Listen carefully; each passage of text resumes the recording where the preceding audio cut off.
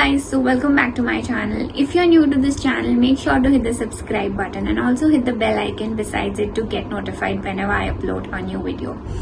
Now in today's video, I'm going to be talking about 10 steps in which you can become a freelancer. Now this video is something different from the other videos because these kind of videos I'm going to be telling about my experiences as well. So if you are listening on a podcast, then thank you for listening, and also leave a 5-star review for me, please. So let's get started with the video. So the number one point is find out if freelancing is the correct option for you. Now I know that many people get into freelancing by just seeing the amount of people making a lots and tons of money, but freelancing is actually much more than that.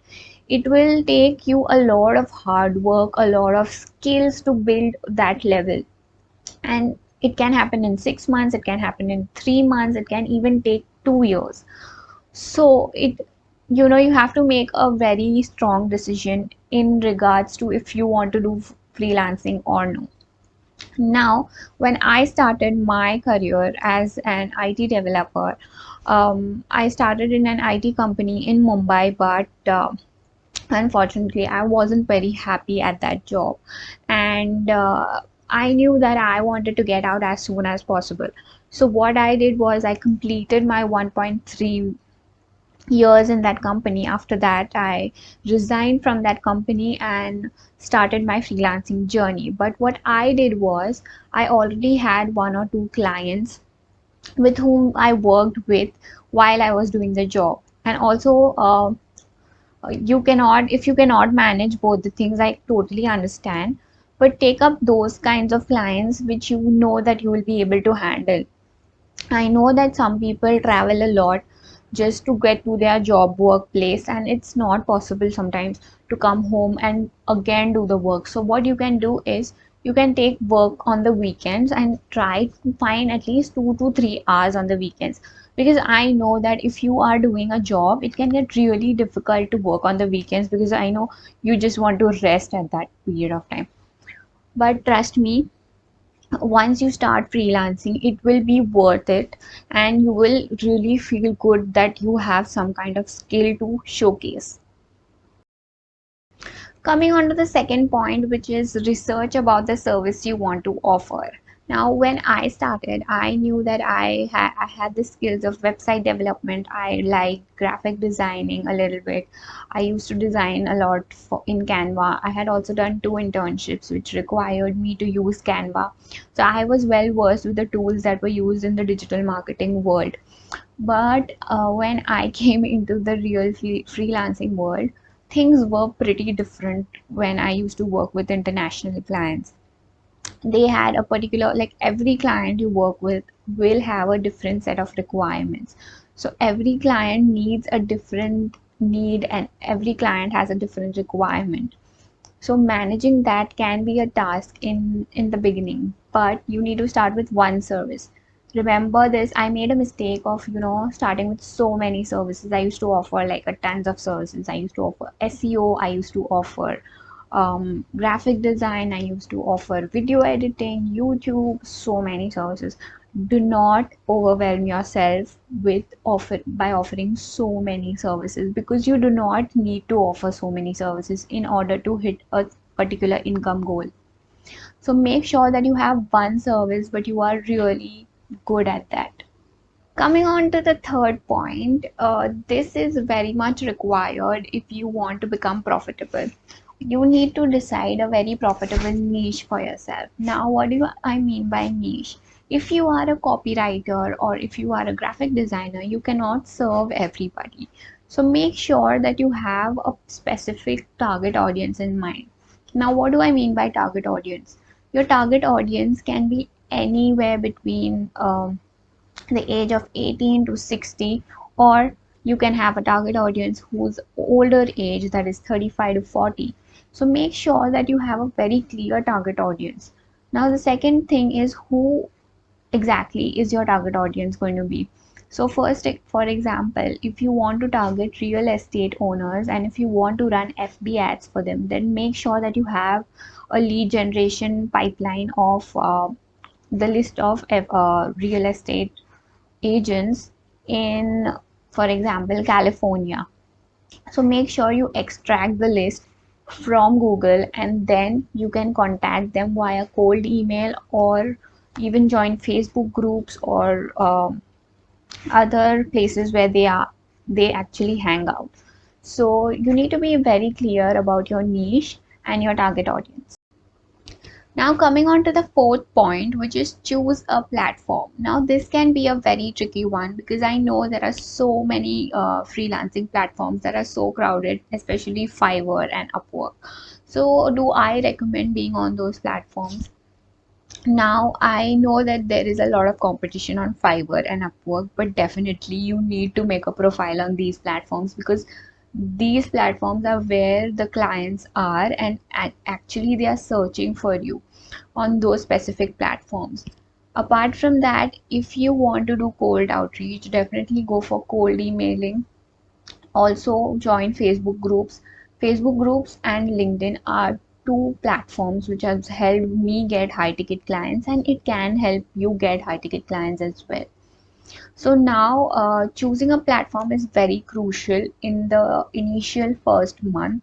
So make sure you stick to one or two platforms. Don't try to overwhelm yourself with as many platforms to join. Try to, be consistent on one or two platforms and eventually you will land your first client.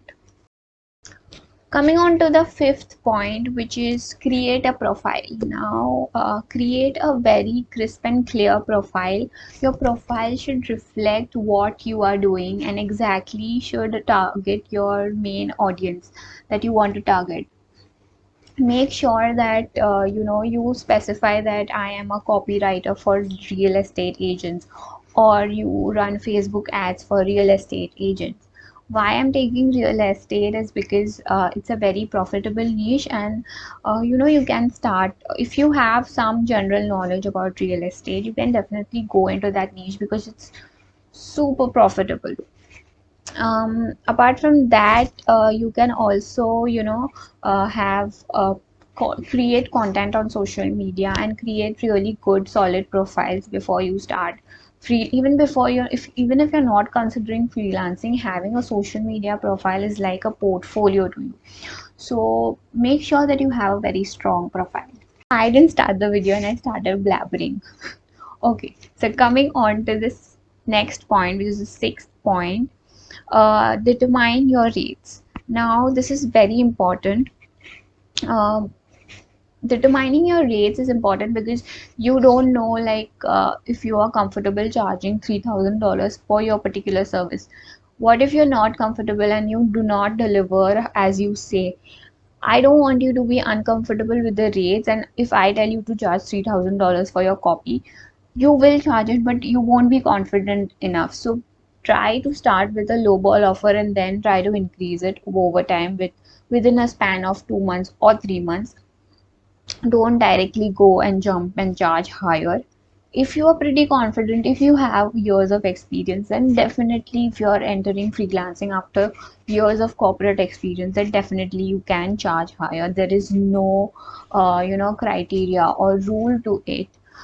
If you don't feel comfortable charging higher, you can charge whatever you feel comfortable with.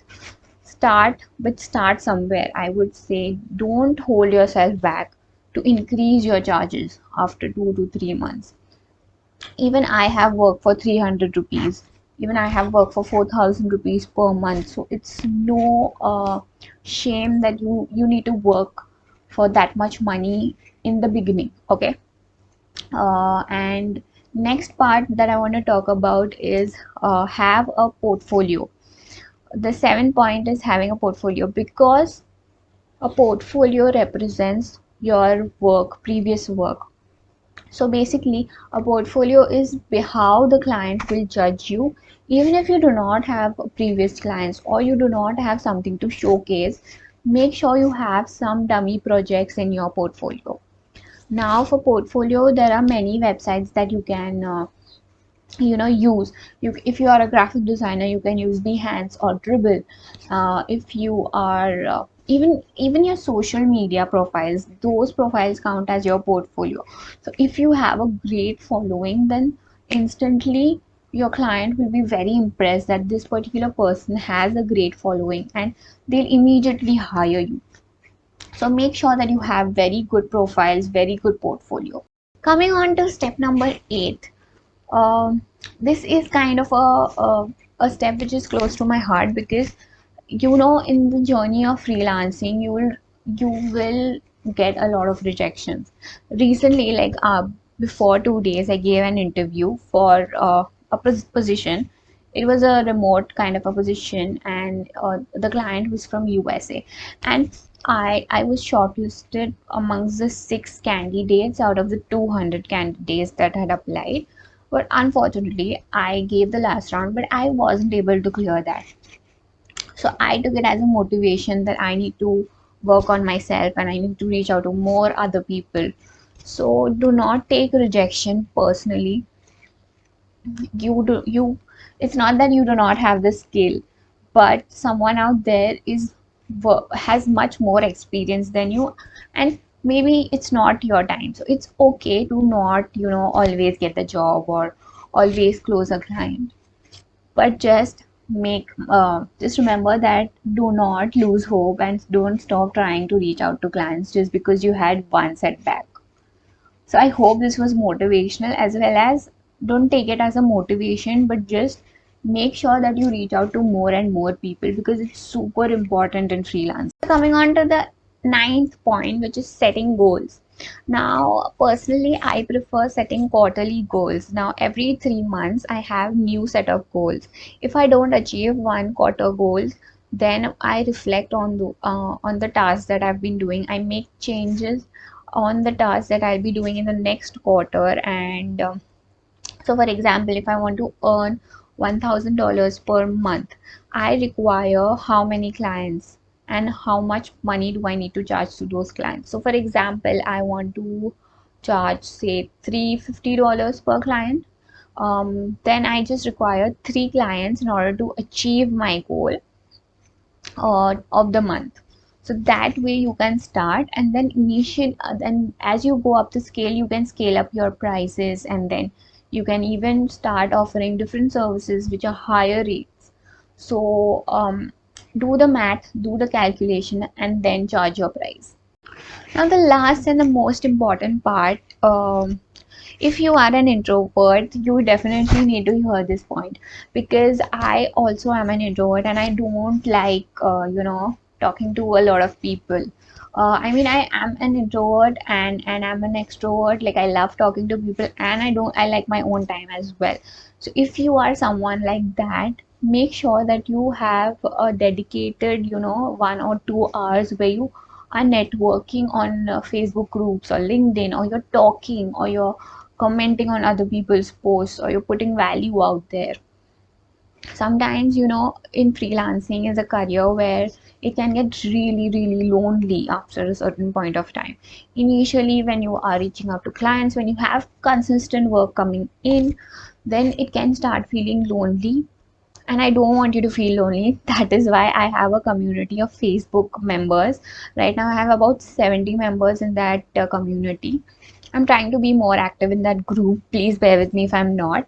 But if you want to join that group, I'll mention the link in the description box, so you can go ahead and join that group.